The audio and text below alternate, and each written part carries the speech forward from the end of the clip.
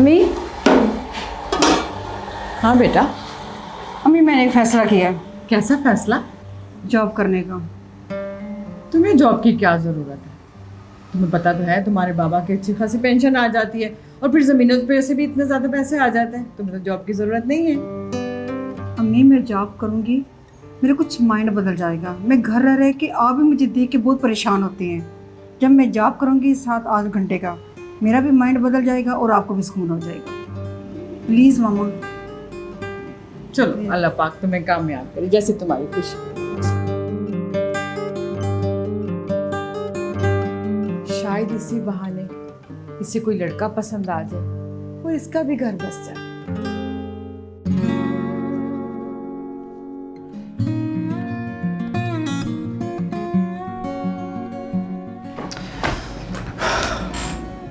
हमारे orders time पे जा रहे हैं, इसके बावजूद भी कंसाइनमेंट्स लेट हैं और माल भी बहुत कम सप्लाई हो रहा है। मार्केट में हज़ारों डीलर्स बैठे हुए हैं जो कस्टमर को मौके पे डिलीवरी दे सकते हैं। इससे हमारा नाम बहुत ख़राब होगा और मुझे समझ नहीं आ रही कि इशू है कहाँ पे।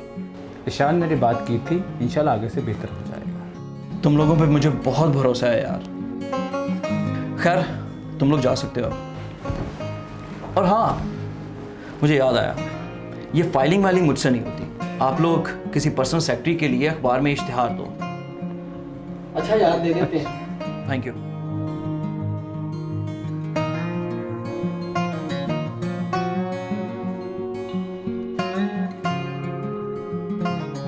जी चीमा साहब।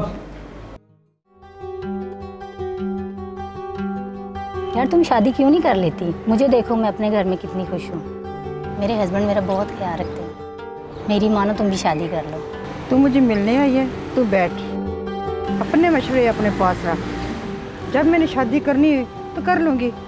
यार तुझे समझाना ना भैंस के आगे बीन बजाने के बराबर।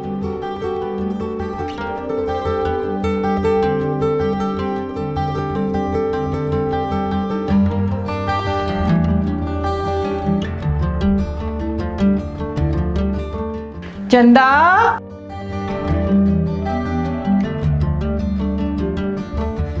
तुम यहाँ बैठी क्या कर रही हो? मामा मैं बेड यूज़ कर रही हूँ, और क्या कर रही हूँ।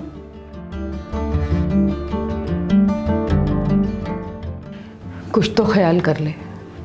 आज तेरे वालिद जिंदा होते तो कम से कम मुझे परेशानी ना होती। तो क्या करूँ मामा, मोबाइल में लगी रहती है, और क्या करूँ। तुम्हारी शादी की फिक्र ना मुझे बहुत परेशान कर दी है। हर वक्त मुझे यही परेशानी लगी रहती है, खुदा ना खास्ता कुछ हो गया, मैं मर गई तो तुम्हारा कौन ख्याल रखेगा? कुछ तो सोचो। तुम्हारी जो बराबर की दोस्त थी सबकी शादी हो गई, बस एक तू है कि जिद बनाए बैठी है। मुझे तो ये समझ नहीं आती तू शादी से इनकार करती क्यों है? क्या कोई भी इस लायक नहीं है जो तुझसे शादी करे?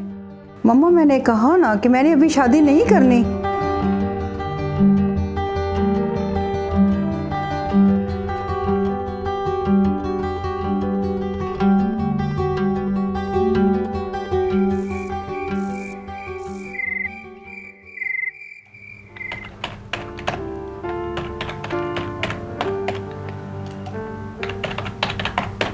तुम्हारे पास थोड़ा सा टाइम है मेरे लिए? जी अम्मी। कल तुम्हारी खाला आई थी गांव से। वो बता रही थी कि गांव के जिम्मेदार के बेटा है, उसकी 10-12 साल पहले शादी हुई थी, लेकिन बच्चे ना होने की वजह से उनके लायकी हो गई। तो वो चाह रही थी कि चंदा का रिश्ता वहाँ पे कर दें, और अच्छी बात यह कि वो लोग इस रिश्ते के लिए राज़ी भी हैं। तो अगर तुम्हारी मर्ज़ी हो तो तुम्हारी बात करूँ खाला से। आप जिसके साथ मेरी शादी करना चाहती हैं, कम से कम मेरे दिल को भी तो अच्छा लगना चाहिए। पता नहीं कब करेगी तू शादी, मेरी तो कुछ समझ में नहीं आता तू क्या करना चाहती है।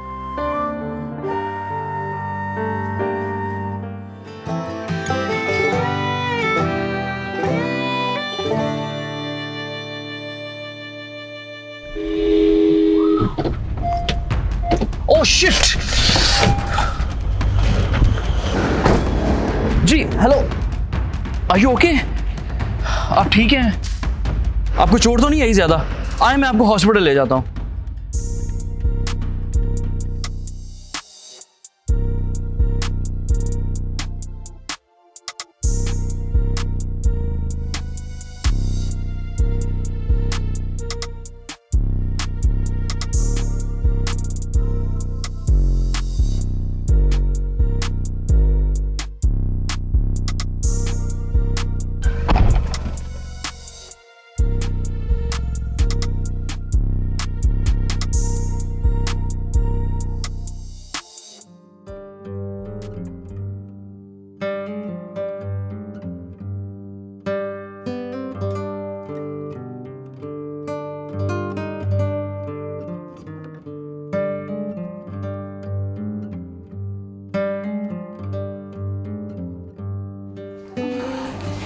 हाय अल्लाह, क्या हो गया मेरी बेटी को? चंदा,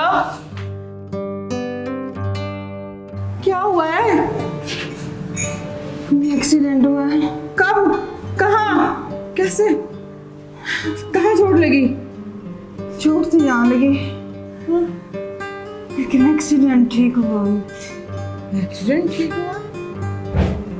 वो कैसी बातें कर रही है? चली तो नहीं हो गई तू?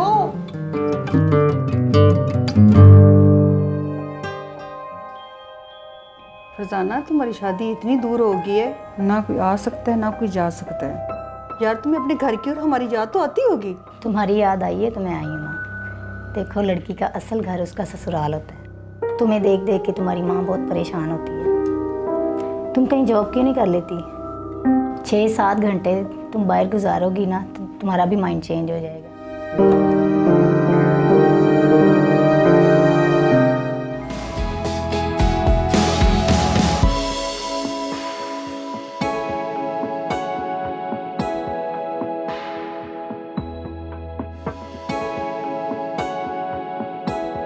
हेलो हेलो,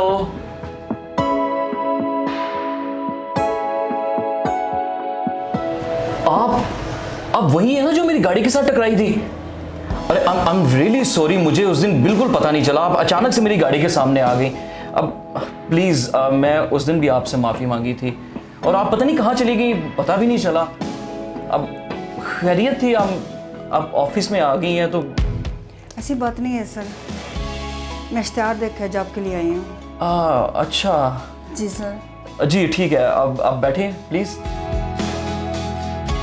अच्छा, तो आप जॉब के लिए आई हैं, लेकिन जॉब के लिए तो हमें एक बहुत शार्प और हाई क्वालिफाइड लड़की चाहिए, एनर्जेटिक हो।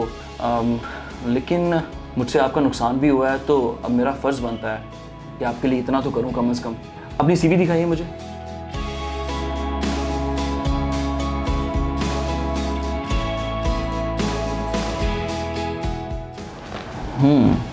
Very good in computer courses, वाह गुड। खैर, मुझसे जो होना था हो चुका, लेकिन अब मेरा फ़र्ज़ बनता है कि मैं भी आपके लिए कुछ करूं।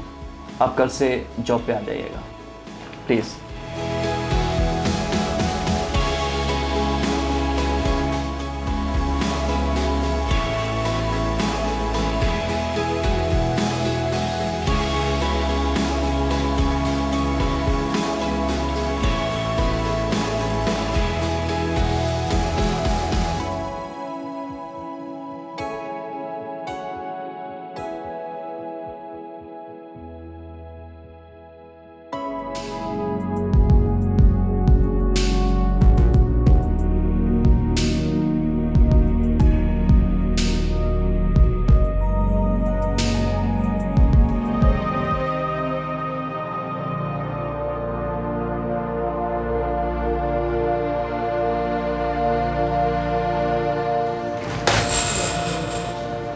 सर, मैं एक बात करना चाहती हूँ।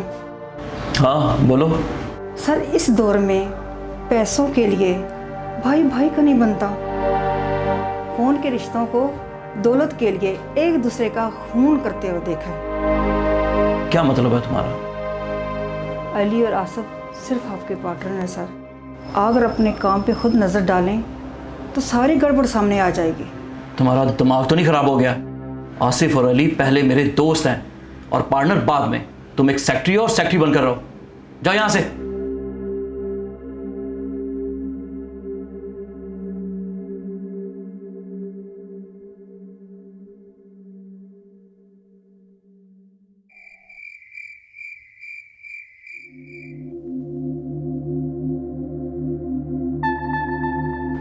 गोदाम में तो तू आ गया, इंस्पेक्शन खाक करनी, सामान तो पड़ा नहीं।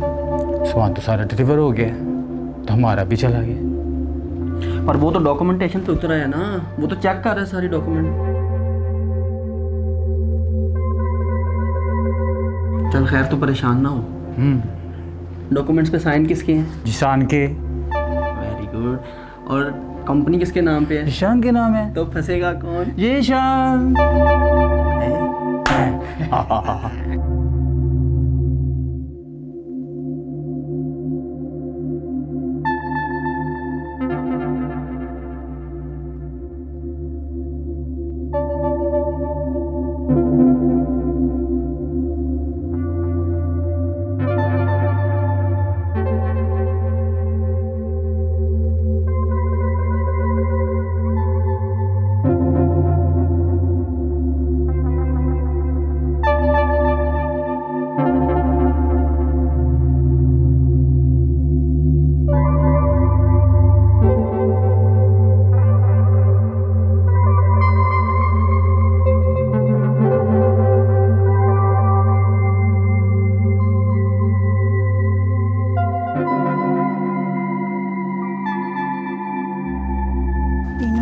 जीशान साहब को फंसाने का पूरा प्रोग्राम बना रखा है।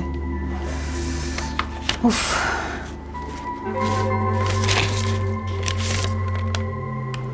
लेकिन मैं ऐसे नहीं होने दूंगी।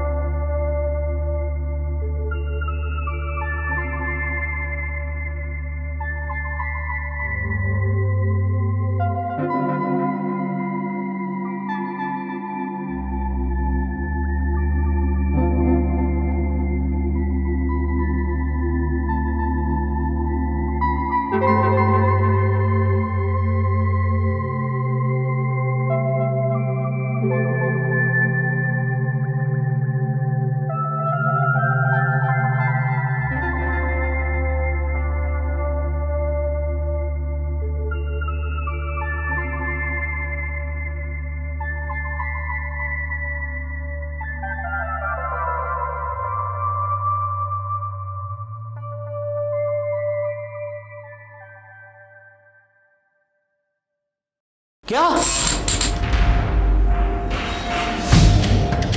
मेरी कंपनी में ये सब कुछ? नहीं, ये नहीं हो सकता। ये तुमने क्या किया ज़ीशान? स्मगलिंग करते हो? अपने साथ हमें भी फंसा दिया है। उस दिन जिसान साहब आपने बहुत स्मगलिंग कर ली। छोड़ दे जीशान साहब को। जीशान साहब बेकसूर हैं। आप कौन है? मैं इनकी सेक्रेटरी हूँ। ये दोनों कसूरवार हैं। मेरे पास इन लोगों का सबूत है। आगे लगो, आप लगे होगा।